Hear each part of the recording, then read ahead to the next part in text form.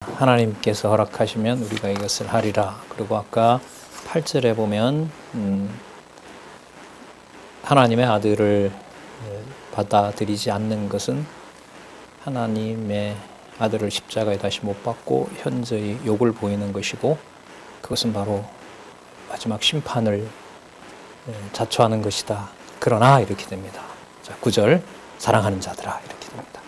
말씀을 받을 사랑하는 자들아. 이 역시 살았고 운동력이 있는 말씀의 능력이라고 할 수 있겠죠. 우리가 이같이 말하나 너희에게는 이보다 나은 것과, 자 그럼 이보다 나은 것은 구약의 모형보다 나은 거거든요. 그러니까 구약에 기록한 것을 모형으로 보고 하늘의 대제사장 되시는 예수 그리스도의 말씀을 따라가는 거. 자, 이보다 나은 것과 그 다음 볼게요. 구원에 가까운 것을 확신하더라. 구원에 가까운 것, 구원과 함께 오는 것을 확신하노라. 그럼 이때 구원은 어디와 연결되는 고리를 알게 되는 거죠? 하늘에 있는. 그리고 구약의 모든 기록을 어디 사건으로 모으는 거예요? 예, 하늘에 있는 예수 그리스도의 사건으로, 예수 그리스도의 대제사장 되신 그 사건으로 받아들이는 거고, 그걸 알려면 보내주신 말씀을 봐야겠죠. 자, 그 다음에 왜냐하면이라는 가르난 접속사가 또 있다고 하고요. 자, 왜냐하면 하나님이 불의치 아니하사 너의 행위와 그의 이름을 위하여, 그러니까 하나님의 이름, 여호와라는 그 이름을 위하여, 언약대로 이루시는 바로 그 이름을 위하여 나타낸 사랑으로 이미 하나님 사랑하고요, 성도를 섬기는 것과 이제도 섬기는 것을 잊어버리지 아니하시느니라. 그 율법을 따라서 유대인들이 유대인을 챙기는 것하고요, 그리스도의 이름으로 유대인 형제들을 챙기는 것하고 질이 다를까요? 같을까요? 어마어마하게 다른 거예요, 이건. 자기 몸을 불사름에 내어줘도 하나님의 사랑이 없으면 아무것도 아니라고 하는 말씀이 있는 것처럼, 그 진리 안에서 이루어지는 성도를 섬기고 또 성도를 위해서 자신을 희생하고 봉사하는 일이, 말씀의 능력으로 이루어지는 일이 구약의 율법의 행위를 쫓아서 가는 행동과는 전혀 성질이 다른 거예요. 이 귀함을 이제 어떤 인간의 행위에다가 맞춰버리면은 그 어떤 이 신비한 하나님의 능력, 하나님의 이름이 드러나는 사건은 뒤로 물러나게 되는 거죠. 잊어버리지 아니하시느니라. 우리가 간절히 원하는 것은 너희 각 사람이 동일한 부지런을 나타내어 동일하게 같은 열심을 내어 끝까지 소망의 풍성함에 이르러 12절 게으르지 아니하고 믿음과 오래 참음으로 말미암아. 자, 기록한 말씀, 보내준 말씀, 그 다음에 거기에 하나님의 살았고 운동력 있는 바로 그 능력으로 오래 참음으로 말미암아 볼까요? 약속들을 기업으로 받는 자. 그러니까 구약에 기록한 모든 그 말씀들이 그리스도를 통해 우리에게 하나님의 자녀가 되는 바로 그 축복을 받는 것, 그게 바로 약속들을 기업으로 받는 거죠. 바로 그 받는 자들을 본받는 자가 되게 하려는 것이다. 이게 바로 사랑하는 자들, 진리의 말씀을 그대로 받고 하늘의 하나님의 아들 대제사장 그리스도의 십자가, 그리스도의 그 아버지의 뜻에 순종한 바로 그 사건을 어떤 인간의 행위와 무관하게 전적으로 은혜의 말씀으로 받을 수 있는 것, 이게 바로 사랑하는 자들이 받게 될 바로 하나님의 복이라는 사실을 여기서 확인할 수가 있습니다. 자, 그런데 만약에 이게 뭔가 우리가 구약의 그 요구처럼 우리가 뭔가를 해서 받는 거라고 한다면 그리스도의 대제사장직이라는 것이 아까 어떻게 된다 그랬죠? 짓밟히는 거라 그랬죠. 그죠? 그리스도를 다시 십자가에 못 박는 거라 그랬잖아요. 그러니까 형제를 내 이기심에서 챙기는 것하고 그리스도의 지체로서 창세전 하나님의 아들로서 대하는 것은 하나님의 말씀의 능력으로 봤을 때는 전혀 성질이 다른 겁니다. 이게 여러분 기록한 말씀을 통해서 깨닫지 않으면 그 깊이를 이해할 수가 없죠. 그래서 13절에서부터 16절에 보면 자, 그 요약을 한번 보셔도 답이 나와요. 무엇의 약속을 참는다 그래요? 하나님의 약속을 오랫동안 참게 돼요. 아까 말씀드린 대로 아브라함에게 준 언약을 하나님께서 1000년 후에 이루시고요. 그 다음에 다윗에게 얘기했던 멜기세덱의 반차를 쫓고 오늘날 내가 너를 낳았다라는 그 낳은 일은 또 1000년 후에 이루어지잖아요. 그러면 성도가 성도를 오직 하늘에 속한 그리스도의 지체로서 하나님이 낳은 아들로서 함께 참여하는 일에는 시간이 인간적으로 보면 엄청나게 긴 시간이지만 그 시간이 무슨 시간이 되냐 하면 믿음을 누가 하나님이 보호하시는 하나님의 역사가 되는 겁니다. 이때 좀 풀어주시면 좋은데라고 우리가 할 수 있지만 하나님이 주시는 믿음은 그리스도가 순종함으로 아버지의 뜻을 따라가게 했던 그 시간들이 성도들의 삶과 역사 속에서 펼쳐지는 거죠. 그 비밀을 인간적으로 이해하고 견뎌낼 수 있다는 것은 불가능합니다. 그래서 예를 그렇게 들었었죠. 남쪽 유다가 망할 때도 하나님의 관심은 모든 것을 다 끝장내는 것 같아도 바벨론에 붙잡혀 가서 돌아올 때 누구를 보내는 일을 끊인 적이 없다. 선지자들을 보내는 일을 멈춘 적이 없어요. 그럼 그게 무슨 시간과 같이 가는 거예요? 진리의 말씀을 듣고 고난받고 순교하고 그 진리의 말씀을 지키고자 하는 일하고 같이 가는 거죠. 그게 아까 다시 돌아가서 말씀드리면 4장 12절에 나타났던 살았고 운동력 있는 하나님의 말씀.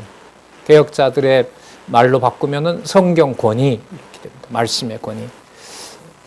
자, 그래서 13절 보면은요. 하나님이 여기 나오네요. 아브라함에게 약속하실 때에 가리켜 맹세할 자가 자기보다 더 큰 이가 없으므로 자, 그다음 보세요. 누구를 가리켜 맹세해요? 하나님께서 자기 자신을 가르쳐서 맹세해요. 그러니까 나중에 그리스도가 오시잖아요. 구약에 니들이 맹세한다고 했는데 지금부터 그 맹세를 너희들이 하지 마라. 왜냐하면 하나님의 언약은 사람의 뭔가 보조 또 도움을 통해서 것이 아니라 하나님이 세우신 맹세를 누구만 이룰 수가 있다. 하나님만 이룰 수 있는 거기 때문에 그 맹세를 하지 말라. 그럼 그걸 어떻게 이룬다는 말이냐? 그 이름으로 아버지의 이름으로 바로 내가 왔다. 그래서 내 안에 들어와 있는 것이 아버지의 모든 일을 멈추는 것이다. 그래서 내가 뭐의 주인이다? 모든 일을 멈추고 쉬는 거니까 내가 안식의 주인이다. 이게 바로 이 히브리서에서도 담겨 있는 거예요. 그러니까 유대주의가 뭐예요? 뭔가를 아쉬워서 내가 욕심을 채우고자 첨가하는 거. 이게 바로 유대주의라고 보시면 돼요. 문자든 뭐든 문자 기록이든 정보든 간에 그래서 유대주의의 극복은 성령께서 하시는 일이지 우리의 어떤 지능과 우리의 어떤 조직력으로 제도로 그렇게 될 수 있는 게 아니라는 거죠. 그렇게 되면 뭐가 되냐 하면 유대주의로 돌아가게 되는 겁니다. 자기를 가리켜 맹세하여 가라사대 내가 반드시 너를 복주고 복주며 너를 번성케 하고 번성케 하리라 하셨더니 하나님이 약속하신 거죠. 저가 이같이 오래 참아 약속을 받았느니라. 그럼 오래 참게 하는 것이 하나님이 뭘 주고 뭘 주는 과정이었어요? 복 주고 복 주는 과정이었어요. 아브라함이 85세 때 실수해서 이스마엘 낳은 것은 저주일까요? 복을 주는 과정일까요? 본진이 복을 주는 과정이죠. 이게요. 이 지금 말씀을 받는 유대인들의 경우는 여기에 이제 복과 저주가 있는 거예요. 기록한 말씀을 받아서 하나님의 말씀의 능력으로 세우는 자는 뭘 받게 되고 오래 참아 약속을 받게 되는 거고요. 그렇지 않고 유대인들과 함께 지내면서 진리의 말씀을 왜곡하고 그리스도를 십자가에 다시 받는 일로 보면 육신의 몸은 편할지 몰라도 누구의 복을 저주를 받는 거예요? 하나님의 저주를 받는 거죠. 그러니까 복과 저주의 기준이 진리 안에서 하나님의 계열인 하나님이 준비해 놓은 하늘의 계열에 하나님께서 속하게 하느냐, 아니면 어떤 모든 구약 진리, 신약 진리를 통괄해서 모든 것을 활용해서 내가 뭔가 더 해야 되겠다고 이 지상에 머물게 해버리느냐. 예를 들면 예수님이 나중에 만약에 오셔서요, 천연왕국 다 지어 놓으시고 악이 없으니까 얼마나 멋있게 잘 지어 놓으셨겠어요. 에덴 동산을 회복했으니까. 그런데 이제 예수님이 하나님 이거 안 됩니다. 이거 사단에게 맡기면 안 됩니다. 얼마나 아름답고 좋은 거고 악도 없게 이렇게 지어 놓은 건데 에덴 동산은 사단에게 좀 맡겼을지 몰라도 제가 직접 임해서 우리 순교자들과 함께 만든 이 천연왕국은 뭐 하셔야 됩니다? 건들면 안 됩니다. 이거 영원히 해야 됩니다. 이렇게 말한다면 예수 그리스도는 하나님의 아들이 아니죠. 마치 뭐하고 똑같아요? 아버지요, 하실만 하면 이 잔을 내게서 옮기십시오. 꼭 이번 방법만 아니지 않습니까? 이거 아니래도 하실 수 있지 않습니까? 하지만 누구 뜻대로? 아버지의 뜻대로 이렇게 넘어오는 겁니다. 그 아버지의 뜻대로 아브라함에게 복을 준다고 했던 그 복을 주는 절차가 여기 나오잖아요.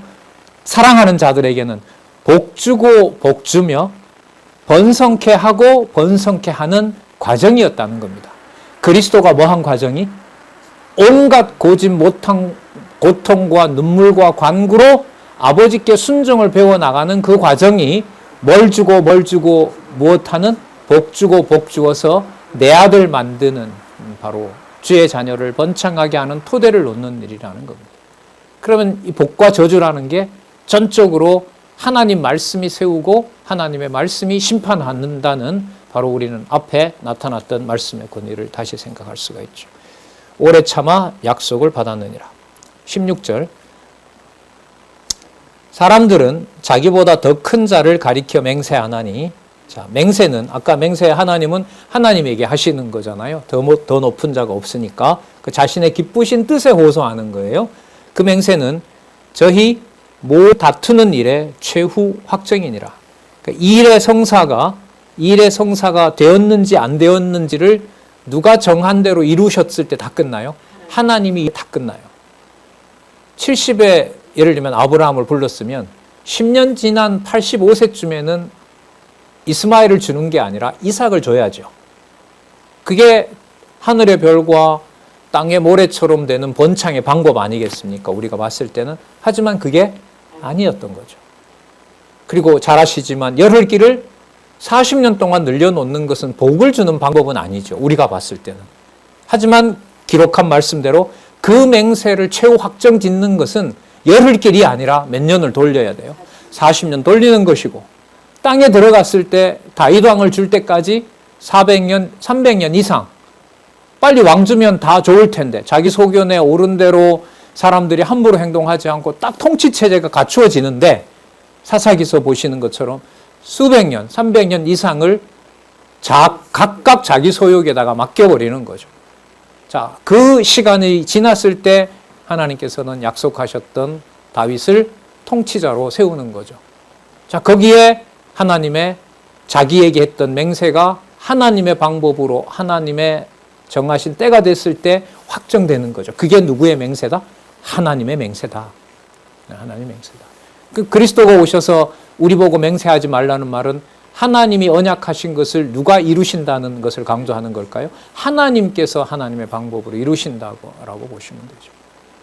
그럼 그리스도의 몸된 교회도 항상 하늘에 속한 하나님의 자녀들을 관리할 때 그 방법이 시간 세계 속에서 느리고 답답하고 우리가 봤을 때 참 받아들이기가 힘들고 한 그 모든 과정들이 아까 말씀으로 본다면 뭐하고 뭐하는 과정이다? 복 주고 복 주는 과정이다.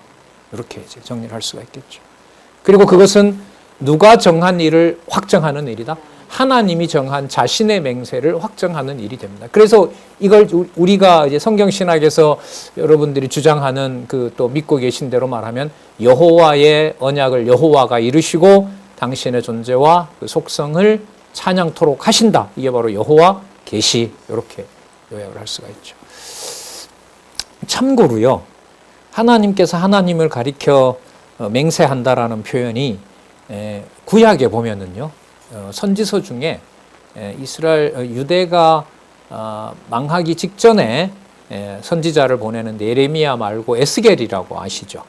그러니까 에스겔에 보면 에스겔에게 하나님께서 그 초반부터 에스겔에게 얘기를 할 때 무슨 단서를 하나님께서 붙이냐 하면 제가 이제 찾아본 거는 한 10개가 넘어요. 5장에서부터 35장까지 계속 나오는데 어떤 표현이 나오냐 하면 내가 나의 삶을 두고 맹세하노니 이런 말씀이 나와요. 나의 삶을 두고 맹세하노니 그러니까 살아있는 내 존재의 이름을 걸고 내가 말하노니 이게 에스겔서에 나타납니다. 5장에서부터 35장까지 참조하시기 바랍니다. 자, 그러니까 하나님의 맹세에 대한 표현이 가장 많이 나타납니다. 자, 그 여러분 맹세는 에스겔 우리 주제 아시죠? 뭐 하고 뭐 하는 거죠?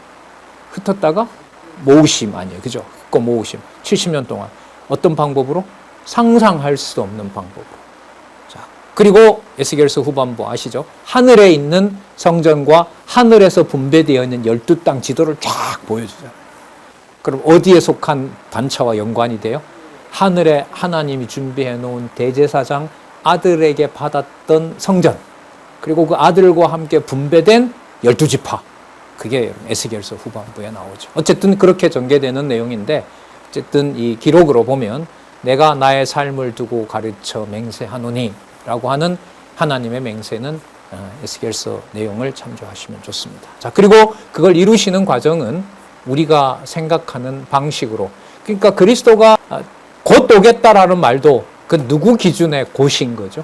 하나님 기준의 곧이라고 보시면 됩니다. 자, 9137에 보시면 첫 번째 단락 밑에서부터 하나, 둘, 셋, 넷, 다섯 번째 줄, 여섯 번째 줄. 그리고 자손이 번창하여 큰 민족을 이루어 가나안 땅에서 나라를 세워 다스리게 해주신다고 하신 여호와 하나님의 약속은 약 1000년에 걸쳐 이루어지기도 했다. 출애굽기에서부터 사무엘하까지. 자,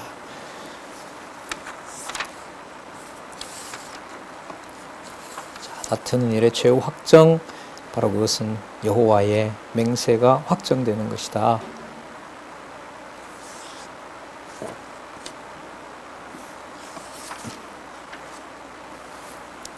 예, 그러면 이게 지금 아까 5장 11절에서부터 14절에 5장 11절에 누구 이름이 나왔어요? 멜기세덱 이름이 나오기 시작하잖아요. 지금 이거 얘기하는 거거든요. 그럼 하늘에 속한 멜기세덱의 반차를 따르는 하늘로 연결되는 새로운 이 계보를 하나님께서 자신이 아브라함에게 맹세했고 이걸 실체적으로 이루시는 날까지 이 당시로 보면 몇 년이 걸렸어요? 2000년이 걸린 거 아니에요. 아직 유대인들이 믿지 않는 경우로 보면 4000년이 걸릴지 뭐 4500년이 걸릴지 모르는 거 아니겠어요? 이렇게 멜기세덱의 반차를 준비하시는 하나님의 이 엄청난 기간이, 하지만 하나님이 그때그때마다 이 멜기세덱 반차를 준비하면서 자기 후손들을 하늘에 속한 자로 만들어가는 이 과정이 전적으로 하나님의 능력과 하나님의 약속대로 된다는 사실을 다시 강조합니다. 왜냐하면 현실적으로 보면 세워놓은 교회가 유대교회처럼 혼탁해지고 또 바르게 믿는 자들이 환난과 핍박을 더 당하고 진짜 하나님의 나라가 임했는지 의구심이 생기고 하는 그런 일들이 구약 역사와 비교를 해보면 동일한 역사가 신약교회에도 있는 거죠. 아까 말씀드린 대로 열흘기를 40년 늘리고 당장 주지 않고 300년 이상 늘리고 세워진 나라 다시 망하게 해서 70년 포로 생활시키시고 다시 돌아오는가 했더니 예수님 오시려면 말라기 기준으로 봐도 400년이나 기다려야 되고 그리스도가 곧 오신다고 했지만 강간무소식이고 교회는 더 핍박받고, 그럼 이 상황을 이제 우리가 6장 이제 17절부터 확인할 내용들은 시간으로 보면, 세상에 있는 시간으로 보면 지루하고 견딜 수가 없고 너무 하나님께서 당신의 능력을 숨기고 있는 것처럼 보이는 거지만 그 모든 과정이 어디에 있는 자손들을, 그 계보들을 하나님께서 채워가시는 과정이다. 하늘과 연관된 그 말이 여러분 뭐냐면 멜기세덱 반차입니다. 그러니까 이 속에 그러니까 방법과 시기와 때라는 게 전부 다 들어가 있는 말이 바로 멜기세덱의 반차라고 보시면 됩니다. 그러면 가족들이 이 땅에 함께 하면서 진리의 말씀을 듣고 더뎌 보이고 답답해 보이고 저건 아니지라는 상황들이 많고 저건 진리와 무관하지라는 그런 평가들이 비일비재한 상황에서 멜기세덱의 반차라고 하는 것은 누구의 소망과 인내로 누구와 맹세하신 것을 이루시는 거예요? 여호와 하나님에 대한 소망으로 여호와 하나님이 맹세하신 것을 자신의 때를 정해놓고 이루어 가신다는 것의 증거가 됩니다. 이걸 여러분 인간이 어떻게 참고 견디다라고 견딜 수 있다라고 말할 수가 있겠습니까? 보겠습니다. 17절. 자, 하나님은 약속을 기업으로 받는 자들에게, 아담에게 약속한 거 아브라함 때까지 얼마나 오래 기다려요? 아브라함에게 약속했던 것을 다윗을 통해서 얼마나 오래 기다리게 합니까? 하지만 그게 약속을 기업으로 받는 자들을 하늘에 속한 계보로 연결시켜가는 방법인 거죠. 인간의 행동과 어떤 의로 하나님 자녀 되는 것이 아니라 그것과는 비교할 수 없는 하나님의 대제사장 그리스도 안에서 우리가 하나님 자녀된 사건을 알려줍니다. 하나님은 약속을 기업으로 받는 자들에게 그 뜻이 뭐한다? 변치 아니함을 충분히 나타내시려고 그 일에 뭐 했어요? 맹세로 보증하셨어요. 누가 누구에게? 여호와 하나님이 자신에게. 자, 이는 하나님이 거짓말을 할 수 없는 이 두 가지 변치 못할 사실을 인하여 앞에 있는 소망을 얻으려고 피하여 가는 우리로 큰 안위를 받게 하려 하심이라. 두 가지 변치 못하는 사실이 앞에 보면 있죠. 자, 약속을 기업을 받을 자들에게 분명히 뭐한다? 변치 않는다. 그런데 그게 누구의 맹세로 된다? 하나님의 자기 맹세로 된다. 그리고 그 시간과 때는 하나님 자신이 관리하신다. 그게 지루하고 안타깝고 답답한 시간이지만 그 길어지는 시간이 어디와 어디를 연결시키는 하늘과 땅을 누구 안에 있는 그리스도 안에 있는 대제사장 계열에 속한 그리스도의 자녀가 되도록 하는 하나님께서 집을 지어 나가는 과정이다. 그 과정이 구약에는 1000년, 2000년 그리고 지금까지 유대인들의 역사로 본다면은 뭐 몇천 년이 지나고 있잖아요. 자, 그 사실을 지금 여기서 알려주고 있는 겁니다. 사실을 인하여 앞에 있는 소망을 얻으려고 피하여 가는 우리로 큰 안위를 받게 하려 하심이라. 자, 19절 보겠습니다. 우리가 이 소망이 있는 것은 영혼의 닷 같아서 배가 흔들리지 않게 하는 게 닷이니까요. 영혼의 닷 같아서 튼튼하고 견고히 휘장 안에 들어가나니. 자, 20절 볼게요. 그리로 앞서가신 예수께서. 그럼 그리로 앞서갔다는 말은 구약에 지어놓았던 건물 안으로 갔다는 말이에요? 성전의 건물로? 아니죠. 어디로 가신 거예요? 하늘에 지어놨으니까 하늘에 있는 아버지 우편으로 간 그곳이 바로 영원한 대제사장 되시는 바로 멜기세덱의 반차를 따르는 겁니다. 자, 20절. 그리로 앞서가신 예수께서 멜기세덱의 반차를 쫓아, 자, 이게 나오네요. 뭐가 되셨다? 영원히 대제사장이 되어 우리를 위하여 들어가셨느니라.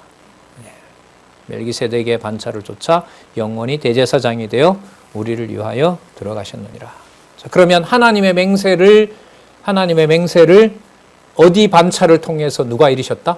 멜기세덱의 반차를 통해서 그 계열을 만드시면서 그 계보를 만들어 가시면서 오직 영원한 제사장, 대제사장 자신의 아들을 통해서 이루어 놓은 것이다. 그러면 구약에 기록했던 모든 사건과 그 길어지는 시간들이 어디에 있는 계보를 만들어가는 과정이다? 하늘에 속한 계보를. 그러니까 그 자녀들을 만들어 나가는 과정이에요. 그러니까 하늘에 하나님께서 낳으시는 자녀, 인간의 행위와 전혀 상관없이 오직 그리스도 한 분이 드린 영원한 제사장, 그리고 흡족한 아들이 되신, 만족스러운 아들이 되신 그 사건을 하나님이 자신의 맹세로 이루어가는 과정이 바로 이 글을 받는, 견디기 어렵고 핍박받고 있는 바로 이 현재 수신자인 주로 유대인 성도들이 감당하고 있는 바로 시련이다, 이렇게 보시면 됩니다. 자, 그 19절 번역을 따로 하고 있는데요. 자, 다시 9139절에 보면 그러니까 우리가 이 소망이 있는 것으로 영혼의 닷 같아서 튼튼하고 견고하여 휘장 안에 들어간다라는 말, 그걸 다시 번역하고 있습니다. 두 번째 단락, 여섯 번째 줄. 우리는 휘장 안으로 들어가는 안전하고 확실한 영혼의 닭과 같은 소망을 붙잡고 있다. 자, 우리는 붙잡고 있다. 그 현재형으로 쓰는 거죠. 자, 지금 받는 고난이 어디로 들어가는? 영원한 대제사장이신 그리스도 안으로 들어가는 안전하고 확실한 영혼의 닭과 같은 것이고, 그게 우리에게 무엇으로? 소망으로 주어져 있다. 그럼 이 소망은 구약에 기록한 말씀으로 가는 것이 아니라, 구약에 기록한 말씀이 성취됐는데 성취된 것이 현실에서 이루어지는 일로 마감되고 완성되는 것이 아니라 어디의 일과 관련이 된다? 하늘에 있는 성소로 들어간 일이 된다. 이게 멜기세덱의 반차를 쫓아 영원히 대제사장 된 사건이라는 겁니다. 나중에 11장에 나오지만 이게 아벨부터 시작해서 예수님 오실 때까지 모든 선지자들로 하여금 모진 고난과 환난 속에서 견디게 했던 바로 그 비밀이라는 거예요. 그래서 그들이 받았던 모든 그 진짜 무서운 그런 환난이 그리스도가 아버지 우편의 아들이 되시고 대제사 된 사건들을 그들이 뭐 했어요? 보지도 않았지만 뭐 했다? 증거하면서 죽었다는 거예요. 증거하면서 그 고향 땅이라고 나오죠. 그 고향을 바라보면서 그들이 갔다는 겁니다.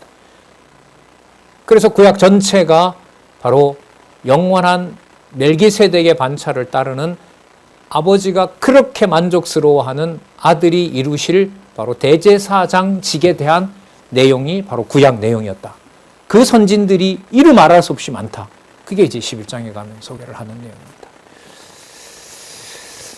그러면 이 육신의 몸을 가지고 이 땅에 진리를 통해서, 진리로 인하여 생겨나는 일체 우리 생활의 모든 것들이 오늘 확인한 이 말씀으로 보면 어디에 속한 영원한 제사에 참여시키는 거죠? 하늘에 속한 영원한 제사장. 오직 그 대사장은 예수 그리스도 한 분. 바로 그분에게 연결이 되면서 누구의 자녀임을 확인해요? 하나님의 자녀라는 사실을 알려주는 내용이 여러분들과 제가 이 몸을 갖고 일어나는 육신의 모든 일들이라는 것이 바로 히브리서에서 말하는 진리이고요. 거기에 뭔가 보태고 뭔가 혼탁하게 하는 것을 히브리서는 그걸 유대주의라고 하는 겁니다. 더더욱 진리의 말씀을 이렇게 많이 보고 사모하고 또 확인하는 우리로서는 그 진리의 말씀이 유대주의가 되지 않도록 내가 뭔가 이루어야 되고 뭔가 보충하게 되고 내가 내 걸 뭔가 만들어 나가기 위한 그런 것으로 본다면은 그렇게 만약에 하신다면 이거는 무서운 하나님의 진노이죠. 거기에 이제 간절함이 있는 거죠. 말씀도 듣고 싶고 말씀도 더 깨닫고 싶은 것도 간절하지만 깨달은 바 그 말씀이 온전한 믿음에 주는 유일한 바로 대제사장 그리스도밖에 없다는 사실, 그 통치가 여러분들과 제 육신을 이 땅에 두는 동안 주변에서 일어나는 일들입니다. 그 일? 그래서 히브리서를 좀 더 여러분들이 같이 읽고 고민하시고 하는 내용들이 일체 모든 주변 일들이 영원한 대제사장 되신 그리스도에게 준비되어 있는, 그리스도를 통해서 준비해 놓은 하나님 자녀된 비밀을 깨달아가는 사건들이 일어나는 거구나. 그게 긴지 아닌지 또 한번 겪어가면서 또 말씀들을 박았으면 좋겠습니다. 자, 영원히 대제사장이 되어 우리를 위하여 들어가셨느니라. 그래서입니다. 자, 7장에 가면 자, 안내를 해줬어요. 새로운 족보가 만들어졌어요. 오직 하나님이 원하는 자기 아들을 낳을 수 있는 것은 창세전 그리스도 안에서 그리스도가 영원한 제사장 되셨기 때문에 가능한 일이에요. 그 그리스도의 영원한 제사장의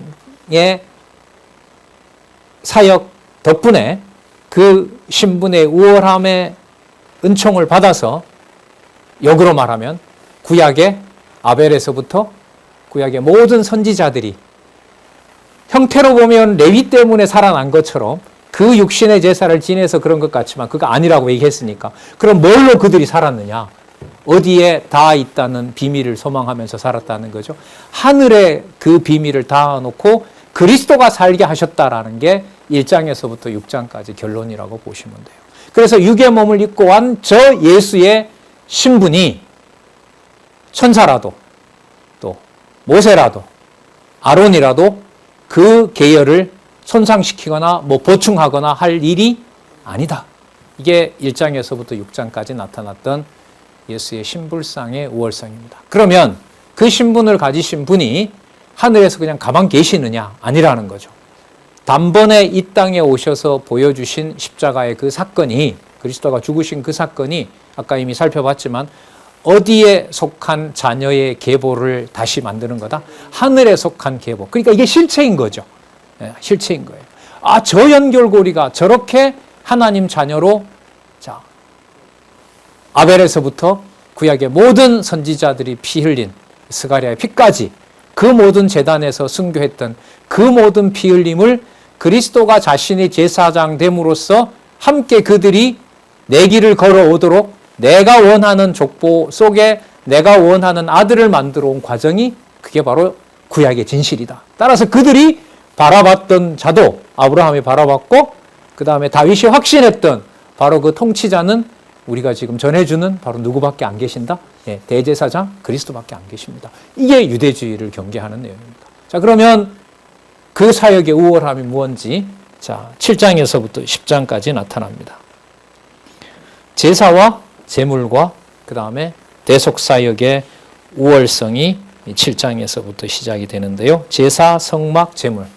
제사, 그리스도의 제사, 그 다음에 하늘에 있는 성막, 그 다음에 하늘에 단번에 이루신 그리스도의 제물. 바로 그 사건이 그리스도의 대속사역이 얼마나 우월한지, 비교될 수 없는 것인지가 이제 7장에서부터 10장까지 나타납니다. 먼저 예수의 사역상의 우월성을 보도록 하겠습니다. 제사 사역의 우월성을 보면 우월함에 대한 증거가 나타나는데, 자, 여기 한번 보면은요. 첫 번째, 멜기세덱을 통해 예수의 제사 사역이 우월한 것을 밝혀줍니다. 그리고 그 멜기세덱을 설명하는데 아브라함과 연관을 시키고요. 그 다음에 아브라함 다음에 레위가 나오는데 레위도 아브라함이 복 받을 때 이미 복 받았다. 그러니까 이게 뭘 넘어서요?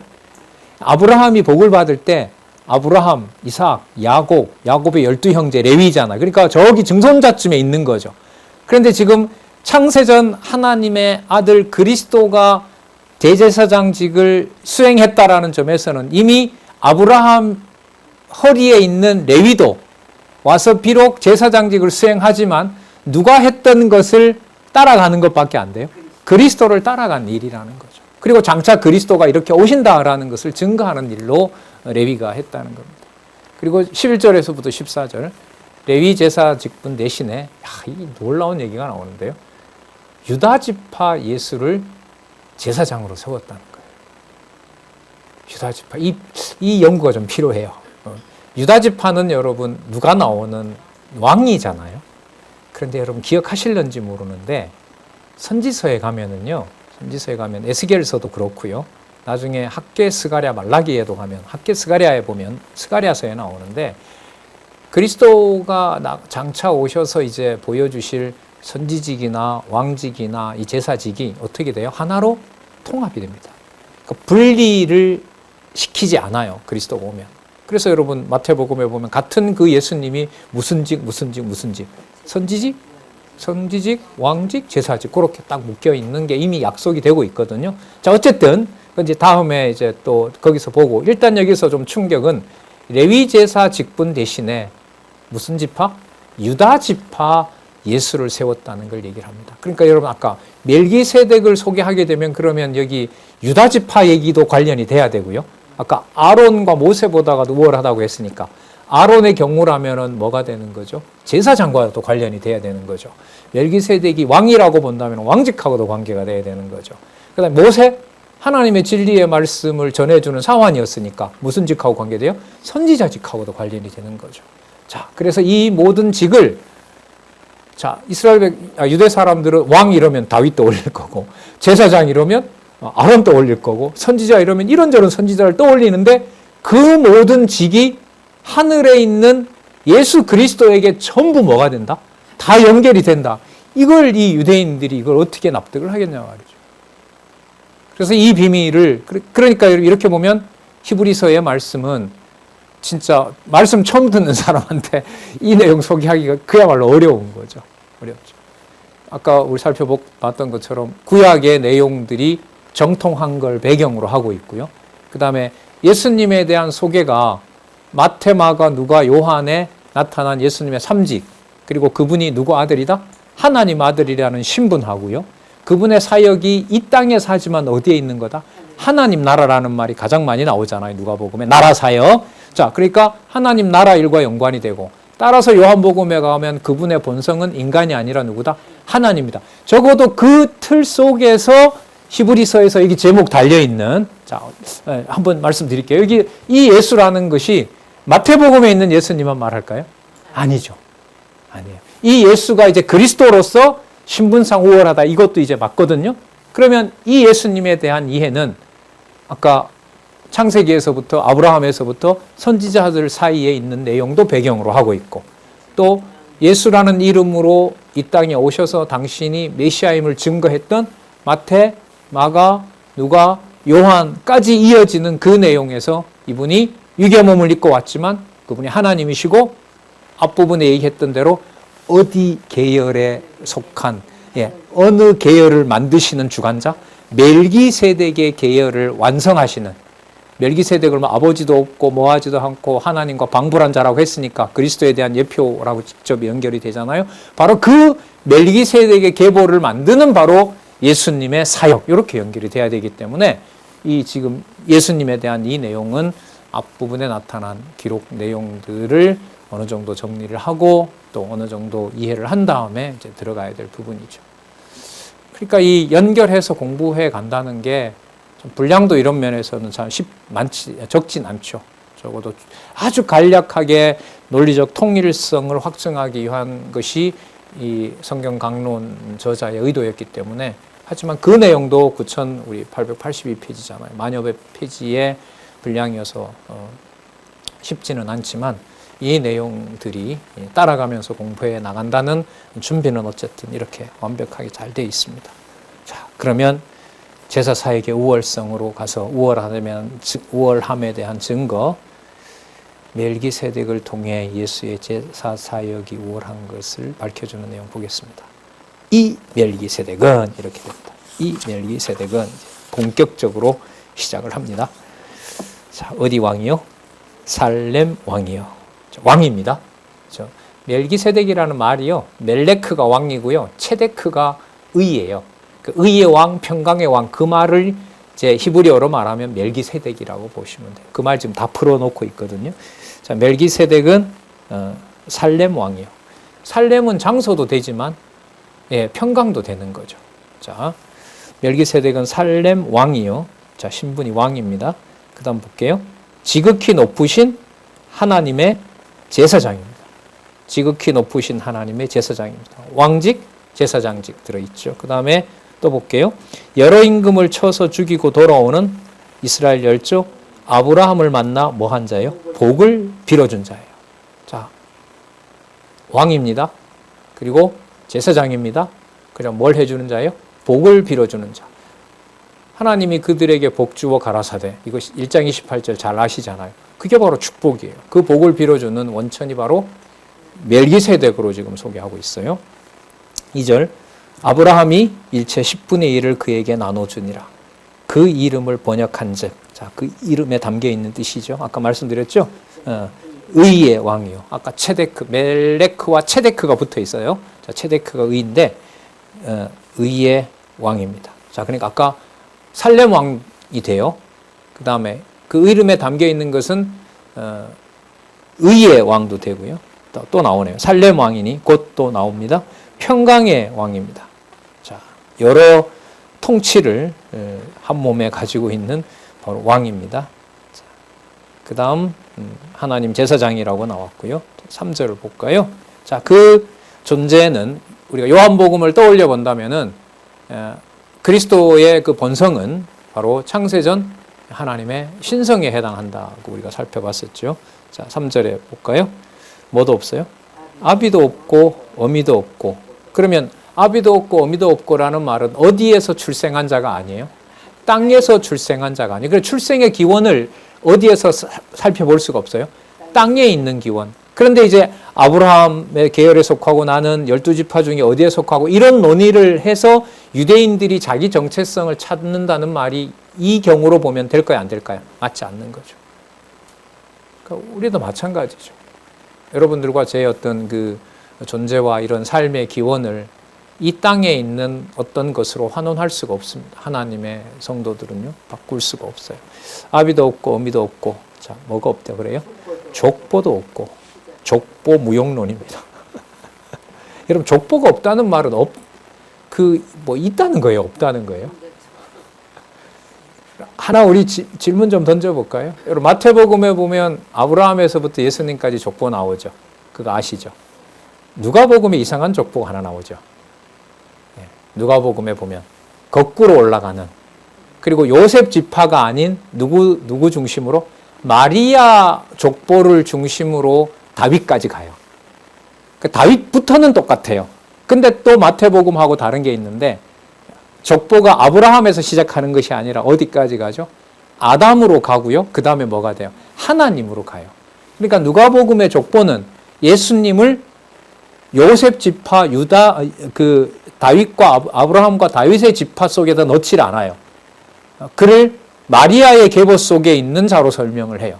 그러니까 이 말은 분명한 것은 뭐냐면 누구 계보에 한정되지 않는다.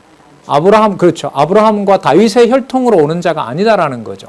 자, 그러면 마지막에는 누구의 아들로 소개를 해요? 하나님의 아들로 소개한다는 거죠. 그러면 하나님의 아들로 소개한다고 했을 때는 하나님은 창조주 아니에요. 그럼 하나님이 낳았다라는 말은 혈육을 따라서 여기 얘기대로 아비도 있어야 되고 어미도 있어야 되는 것하고는 차원이 다른 거죠. 아비도 있고 어미가 있으려면 족보도 있어야 되겠죠. 그런데 이 모든 게 없어요. 그럼 이 사건은 언제 아들로 삼았다라는 사건을 말할 수밖에 없어요.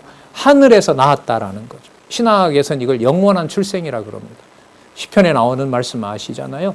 내가 너를 낳았노라고 했을 때 그 낳았다라는 것이 창세전 영원한 세계의 출생, 하나님의 아들, 바로 그 사건을 얘기를 하고 있는 겁니다. 아비도 없고 어미도 없고 족보도 없고, 자, 그러니까 뭐도 없고 시작한 날도 없고 생명의 끝도 없어 하나님의 아들과 방불하여 항상 제사장으로 있느니라. 지금 다 나왔어요. 자, 왕이고요. 자, 하나님 아들과 방불하고요.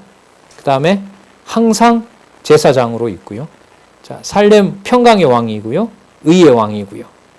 자, 이러한 멜기세덱을 소개를 하면서 예수 그리스도와 연관을 시킵니다. 자, 우리가 알고 있는 익숙한 개념으로 보면 삼직이 들어가고 있고, 그 다음에 하나님의 아들로서 영원한 하나님의 제사장이고 누구의 아들이고 하나님의 아들이고. 여러분, 이러한 멜기세덱의 특징과 또 이걸 그대로 이 땅에서 성취해 주신 그리스도와 또 여러분들과 또 우리가 함께하는 지체들과 우리의 혈육의 진리 안에서 살아가는 지체들, 또 그 가정교회, 그 모든 것의 비밀의 원천이 오늘 지금 7장 1절에서부터 3절로 보면 그 기원을 어디에 있는 기준으로 말할 수 없게 만든다. 네, 땅에 있는 기준으로 만들 수 없게 한다는 겁니다.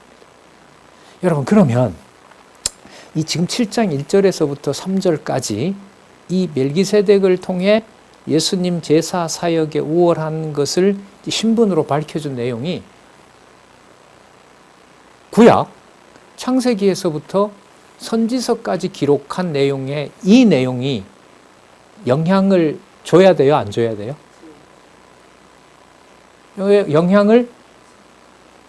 영향을 주는 정도가 아니라 구약을 예수님이 말씀하신 대로, 자, 여기서 한번 인용을 해볼게요.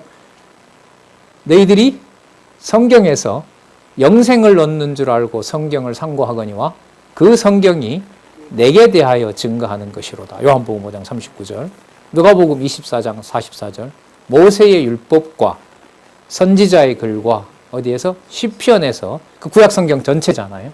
그럼 그 구약 성경 전체 내용이 예수님이 자신을 증거하는 거라 했는데, 이렇게 또 연결시켜 볼게요. 지금 읽었던 멜기세덱 반차에 속한 살렘 왕, 의의 왕, 그 다음에 영광스러운 하나님의 아들, 그 다음에 아브라함에게 복을 빌어준 자. 그러니까 아브라함에게 복을 빌었다라는 말은 아브라함의 후손들이 계속해서 생육하고 번창한다는 말 아닙니까? 그럼 생육하고 번성할 수 있는 그 통치를, 또 그 복을 누가 빌어줬다는 거죠? 멜기세덱의 반차, 그러니까 누가? 그리스도가 빌어줬다는 게 되는 거죠. 그러면은 아까 말씀드렸던 그러한 그리스도의 그 권위가 구약에 나타났던 내용들이 자신에 대해서 증가하는 것이라고 본다면은 지금 히브리서 7장에 있는 이 반차로 봤을 때 그 모든 내용들은 어디에 존재하는 분이 관리하신 역사가 돼요? 육의 몸으로 이 땅에 올 때까지 멜기세덱의 반차를 따르는 누구? 그리스도로서 어디에서부터? 창세기에서부터 그리스도 오시는 날까지. 그리고 그들에게 이 땅에 살아있지만은 고향을 바라보는, 그럼 고향은 본래 온 곳 아니에요. 또 돌아갈 곳 아니겠어요? 어디에 속한 반차? 멜기세덱의 반차를 따르는 자였다는 사실을 끊임없이 확인해 주는 과정이 구약 전체 역사였다. 이렇게 봐도 되는 거죠. 그래서 7장 1절에서부터 이 3절 내용이 전부 어디를 지배하고 있다? 창세기에서부터 말라기까지 전체 이스라엘, 유대 역사를 다 지배하고 있는 것이다. 그리고 거기에 하나님이 준비하고 계신 것은 지금 여기 여러 내용들이 나왔잖아요. 왕도 되고, 그다음 제사장 되시고, 그다음에 영원한 하나님의 제사장으로서 아브라함에게 복을 빈 자로. 그러면 그 모든 족보 관리는 그 족보 관리를 낳게 하고, 족보를 관리하고 태어나게 하고 이어지게 하고 하는 것이 어디에 있는 복이 이 땅에 온다는 증거가 되죠. 하늘에 있는 복이 이 땅에 온다는 증거가 되는 거죠. 그래서 이제 나중에 11장에 가면 아벨부터 시작해서 이렇게 되는 거예요. 아벨이다, 에녹이다, 모든 허다한 증인들이 전부 오지는 않았지만 어디에 있는 건 보고 갔다? 하늘에 있는 걸 보고 갔고 반드시 오실 것이라는 확증을 아벨의 피 흘린 사건에서부터 증명해 줬다. 그러면 아벨이 힘이 있어서 한 게 아니라면은 누가 관리하고 계셨던 거다? 하늘에 있는 멜기세덱의 반차로 예고되었던 그리스도가 관리하고 있었다. 그래서요. 모세를 소개할 때 모세가 바로의 궁에 영달을 포기하고 그리스도와 함께 고난받는 것을 택했다라는 말이 나중에 히브리서 11장에 가면 나옵니다. 그러니까 이 히브리서 내용으로 보면 시간을 따라서 그리스도가 온 것을 가지고 이렇게 매여있게 되면 이 보기가 힘들어요. 어디까지 일단 먼저 가야 돼요? 창세전, 멜기세덱의 반차까지. 그러니까 모세를 새롭게 봐야 되고 아론도 새롭게 봐야 되고 천사도 새롭게 봐야 돼요. 그를 통치하는 자가 신분상 우월한 예수라는 사실을 아주 이렇게 치밀하게 기록을 하고 있고, 그리고 지금 7장에서부터 가게 되면 그 모든 일체 구약의 관리자가 아브라함에게 복을 빌었으니까 후대는 이루 말할 수가 없잖아요. 아브라함 복을 빌 때 레위도 있었으니까. 그러면 누가 관리하고 계신 거였다? 그리스도가 관리하고 있었다. 그리스도가. 이 그리스도의 존재를 이 땅에 육의 몸을 가지고 왔지만 하늘에 속한, 쭉 정리해볼까요? 살렘 왕, 평강의 왕이고 하나님의 제사장이고 의의 왕이고, 그 다음에 무궁, 아비도 없고 어미도 없고 족보도 없다고 하니까 무궁무한자이시고 하나님 아들과 방불한 바로 이 멜기세덱의 반차로 바로 준비되어 있었고 그 실체로 온 분이 바로 그리스도다. 이게 여러분 7장 1절에서부터 3절에 담겨 있다고 봅니다. 자, 9145페이지 정리 좀 해볼게요. 첫 번째 단락, 하나, 둘, 다섯 번째 줄, 9145페이지 밑에서부터 다섯 번째 줄. 자, 다시 말하면 구약시대 멜기세덱은 택한 자들을 구속하여 의롭다 하실 제사장이며 택한 자들로 죄의 권세에서 벗어나 평강을 누리며 살 수 있도록 다스려 주실 만왕의 왕이신 그리스도에 대한 예표이다. 따라서 본서 기자는 멜기세덱의 이름에 대한 번역 내용을 밝혀줌으로써 예수 그리스도의 제사 사역에 대한 우월함의 증거를 강조하고 있다.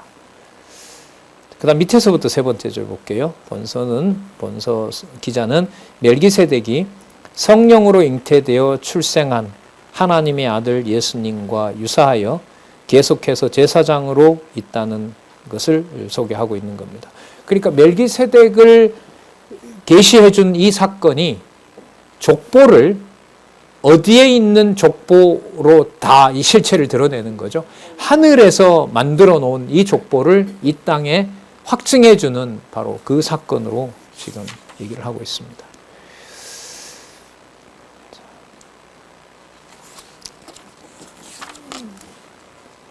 바로 이 예수 그리스도의 사역의 우월함을 멜기세덱을 통해 어떻게 하셨는지 그 다음에 7장 4절에서부터 10절에 가면 잘 아시는 것처럼 이제 아브라함에게 아까 내용이 나왔었죠. 복을 빌어주는 사건으로 드러나게 됩니다. 자, 시간으로 보면 아브라함의 후손이지만 그의 본성과 그의 능력으로 보면 아브라함도 만났고 다윗도 칭송했던 바로 하늘에 속한 멜기세덱, 의의 왕, 샬렘